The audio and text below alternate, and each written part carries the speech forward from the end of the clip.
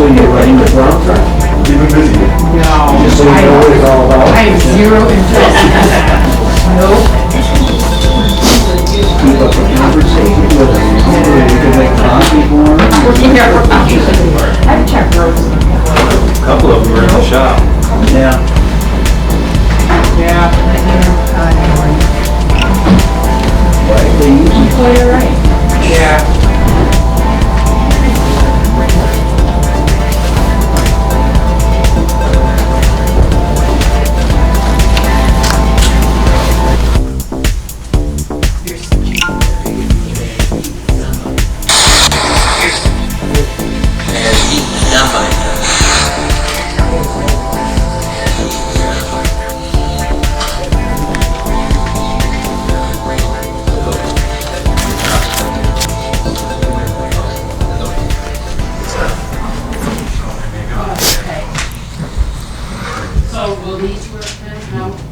We're going to get started in about 3 minutes. It's 3 minutes of the hour here tonight.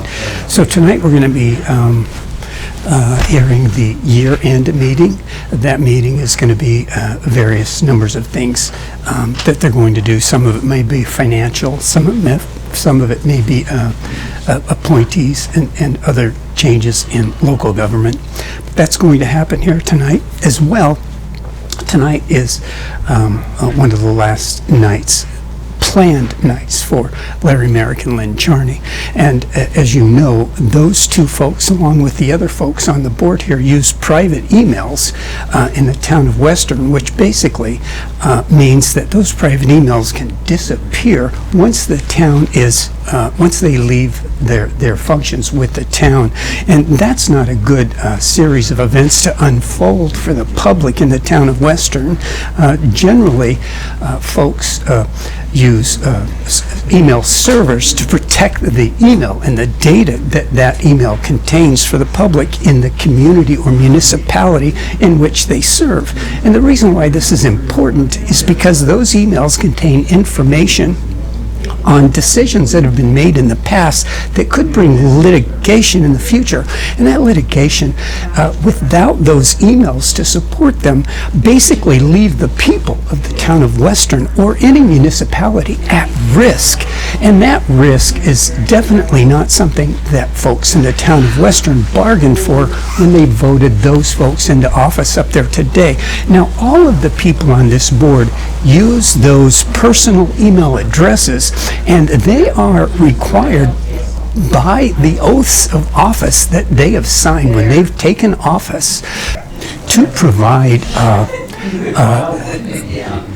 that oath is that they support the Constitution. And that Constitution is not only the Constitution of the United States, but that is the Constitution of New York State. And New York State's Constitution is made up of many things, including the public laws that they are required to follow as servants of the town of any town in the state of New York, including Western.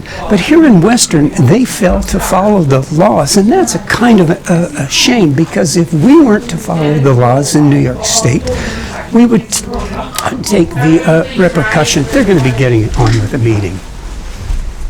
Pledge allegiance to the flag of the United States of America and to the republic for which it stands, one nation, under God, indivisible, with liberty and justice for all.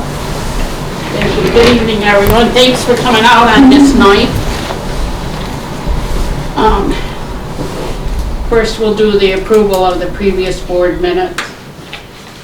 Any comments, any changes? I didn't have no. I thought they looked good. Okay. We need to pause here for a moment to address the issue at hand. Minutes. Here the town board, the entity in the town of Western that every appointed planning and zoning board is responsible to, including the responsibility to the taxpayer in the town of Western, provides proper documented minutes to the public on their website within a 10-day period as required by New York State Open Meetings Law and the Committee on Open Government. That is the law in New York State. Period.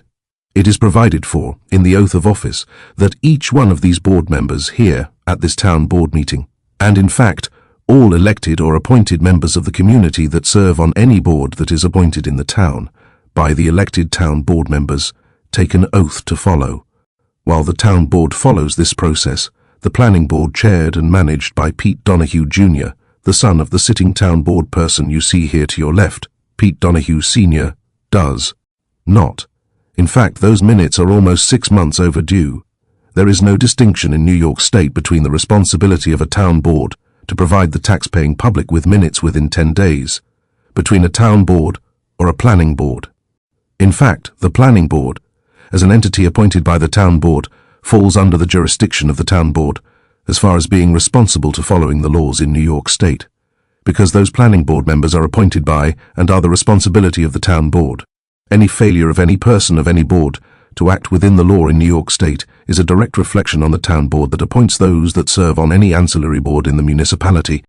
That is the real accountability that these board members spout as being personally held to, but as we can see, the failure of the planning board to post minutes of planning board meetings for the last almost 6 months, and the continual failure of that planning board to meet the 10-day requirement of the open meetings law in New York State, is a direct reflection on these town board members you see sitting here in this meeting. Their failure, as an entity, and as the individual servants they are, to require that planning board meeting documentation per the law, and their failure to hold accountable a familial member of the planning board to the specific responsibilities of that position pertaining to the handoff and posting of the planning board meeting minutes, is a gross misconduct of duties of all of these members of the town board. This is not simply the failure to follow up on the chairman of the planning board, who is in that appointed position by this board, required to be accountable for the performance or not of the position of chairman of the planning board, a servant that is defunct in providing those minutes of the planning board to the public, as is required by New York state law. But as well, they all are defunct in providing their responsibility, as sworn in the oaths of office they all signed and swore they would abide by, in the failure to provide for the posting of those minutes within 10 days, shows that each one of those folks at this table tonight are failing to provide for such accountability to the taxpayer and to New York State's law that requires such. We believe the chairman of the planning board should be removed from that position for lack of process, lack of responsibility, the continual breaking of the requirement to provide planning board minutes, breaking of the laws in New York State, failure to serve the people under his sworn oath of office, and for other acts relating to subversion of the public, for disturbing and removing the ability of the public to record planning board meetings as is required to be allowed by New York State and the state's constitution. A motion to pass I'll make a motion to accept the minutes. in a second. I'll second it. All in favor? Aye. Thank you. For correspondence, paid bills, sorry. Are you reading? I know, that's What okay. mistake? General fund was $1,827.47. Highway fund was $136,769.85 for a total of $138,595.32. Any questions for Missy? No. Motion to accept I'll make that motion. and a second. I'll second that. All in favor? Aye. Aye, thank you. There's no supervisor's report tonight. It didn't get sent to us. Under correspondence, the only thing I have tonight is we received a request, and I'm just, unless there's an objection, that DOT asked to reserve the hall for a meeting either in the end of January or beginning of February to notify people on their 3 upcoming bridge projects, which are on Route 46 Carmichael Hill, Route 46 Stringer Brook, which is the intersection of Buck Hill Road, and Route 46 over the Lansing Kill. And those projects are scheduled for 2027. So, does anybody have any comments on, any concerns? Okay. That's the only well, the other April training schedule is out, and I believe everybody has their copy now, has received it. Since Christina's here, you have anything for the library board? I didn't have anything, I just wanted to apologize for skipping out at the last minute last Oh, you're meeting. fine. I was sick, and I just wanted to thank everybody. And, last time I would have announced that we had upcoming events. I just want to thank the community for supporting those events in December. The concert was wonderful. Cookies with Santa, we had a great turnout. It was really fantastic. So just thanks to the town and community for supporting the library in 2025, and we're really excited about 2026. Good, thank you. I didn't have any old business for tonight. Did anybody? I don't. No. Okay. The only other thing is if we have any other budget adjustments, now that we've been updated. I believe we now have all our money from Nymere in. I got the last check this week. Yeah, this week. I deposited earlier, or last week, I mean. So.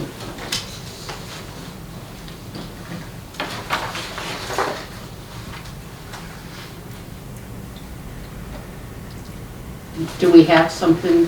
Did you catch anything, Larry? I haven't really had a chance to. The only thing, well, on the highway, all the funds look good, except that state retirement that the accountant said, now, you're probably gonna pay that in January? or- And it's gotta be paid by February 1st. Okay, Yeah. okay. So there won't be anything for that. Now, on the general fund, there is some that are in the negative. We could get those balanced out if you want. Okay. There's about 7 or 8. Want me to go through them? Sure, thanks. Yeah, I'll just look for any negatives. So for these, the money will come out of the contingency account.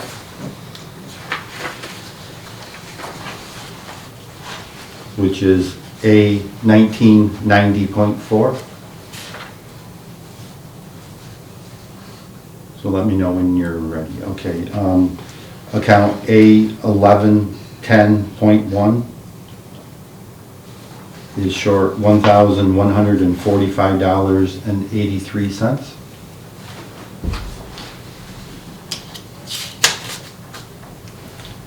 Account A 1220.1 is short a big 4 cents. Not sure how that happened.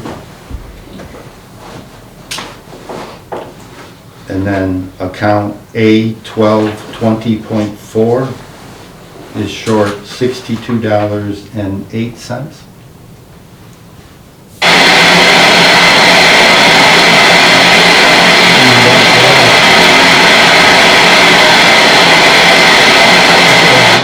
Thanks, Sam. Account A 1355.1 is short $3,504.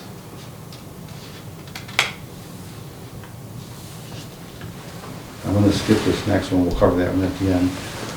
Account 1620.4 is short $3,099.18.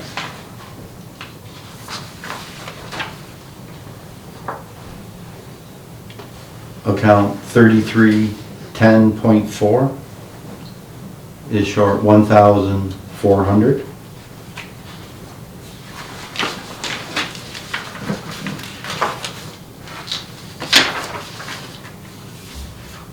Account 7550.4 is short $2,799.64. And account 8010.1 is short 4 cents, so it must be a rounding error when he is doing the payroll.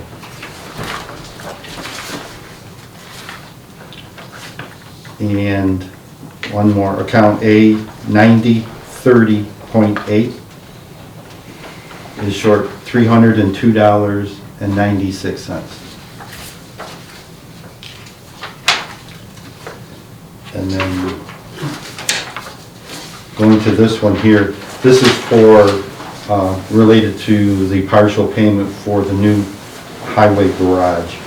So this money will come out of the unexpended balance from the general fund because we've already received the insurance money, which went into the unexpended balance for the revenue side. So account A 1620.2 is short $125,051.53. And that should take care of everything. As a member of the community, I just want to just remind everybody, you know, that this weather has been nasty today. Our highway crew has been out all weekend working. They appreciate the support and they understand that not everybody is always happy, but they're doing their best to get, and particularly today, it's been extremely slippery. Yeah. The county was out cleaning ditches. People noticed the county being out on the county roads doing that. It's just important to remember and be careful, be aware of the plows when they're out on the road and the men. And they do appreciate a little snack from time to time. If you want to drop one off. They love the muffins. Yeah. They hit me up for a 14-inch pizza last week. Well, thank you. Yeah. So, that's all I have. Thank you, everyone. Larry and Len, don't forget to come. Yeah, we won't go. Sit in the audience. And we welcome Dwayne and Ian. They'll be joining us.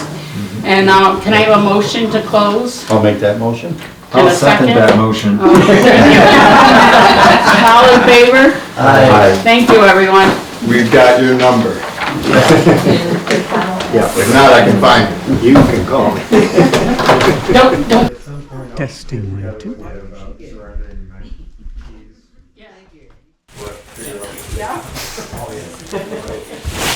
So that's pretty much it here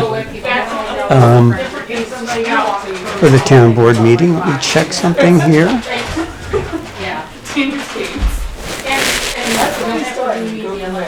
Yeah, so we did take care of a couple of financial things right at the end there. Not too much as far as business, other than taking those funds from those contingency accounts, which is a standard operating procedure in most towns in New York State. Now, contingency funds, the accounts that they're drawing these amounts from to take care of miscellaneous activities in the town, basically are supposed to be used for emergency services. Generally, though, many towns use that for a balancing account to allow the town to run smoothly without being short in specific accounts for upcoming bills or other activities. The next meeting will be January 5th at 6 p.m. for the organizational meeting. Thank you for reminding me. And so that's pretty much all we've got going on tonight. We can probably say goodbye to any emails in the Lynn Charney and Larry Merrick email accounts. We probably won't hear or see any of that information that has amassed on those accounts for the last 12 or 15 years or 20 years, however long they've been using those email accounts. And that is a pretty sad state of affairs, that the people aren't going to be able to protect themselves from litigation should those email accounts and the emails in them be required. As well, most of those emails that aren't attorney-client privilege are available to the public via FOIL in New York State. However, in this case, you ain't going to get those, because once they're out of office, those accounts are their accounts. They'll just take them, and they don't have to do anything with those accounts except delete them. And that's just a crying shame, because the New York State law, which is the oath that these folks take under the Constitution of New York State, states that they need to follow the law. And they aren't following that law with respect to keeping that information for 6, 10, 12, or indefinitely. The years may not matter for some of those emails that are held in those personal accounts. Now, anyone here on this board as well tonight, not just Larry Merrick and Lynn Charney, they've all got personal emails. And just like happened when Mary Centro passed away, the computer in the office was non-functional. They couldn't get into it. They could not get into that computer. They didn't have the password. So She was bidding on eBay. Bought some upgraded video equipment. Do not get it also. It's not that bad. are you having trouble with the password? Because there's a way to get in there. If you need help with that, let me know. No, thank you. The hard drive can be removed. You can gain access to the raw data on the hard drive if you can't get the clerk's data off the computer that way by logging in. No, we have all the passwords. Okay. Because you just said you didn't, so.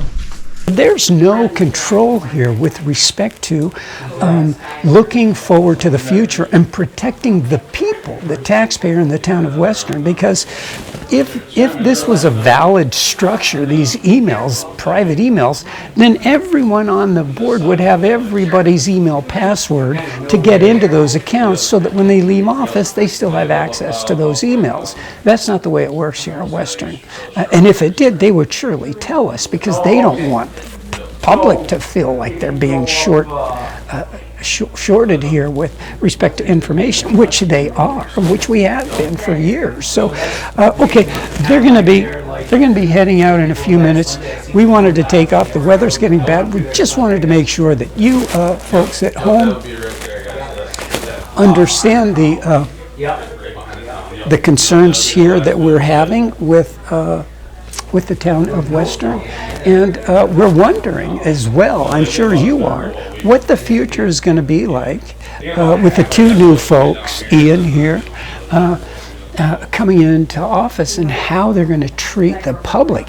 Is this a wholesale process of negating the public and not listening to the public's concerns, not allowing public comment in any meetings, and not providing the public with access to the emails that people do send in private because they can't speak about anything in public? It's just a crying shame that people are held to such low standards in the town of Western with respect to these board members here. I mean, there is no accountability in the town of Western for these folks, even though they tell us time and time again that they are accountable and that the public is not accountable. We heard that from Pete Donahue of the Planning Board. He's the chairman of that board, and he basically told the public flat out, look, I have accountability, the public does not. I wanted to live in another country that way, but unfortunately, the other side can do whatever they want. There's no accountability. Yours is, I think. I have accountability. Referring to those people in the town that are asking for information. So according to the town then, the public is not accountable whatsoever. They are, and yet they just walked out the door with their email accounts. No chance of getting that back at all.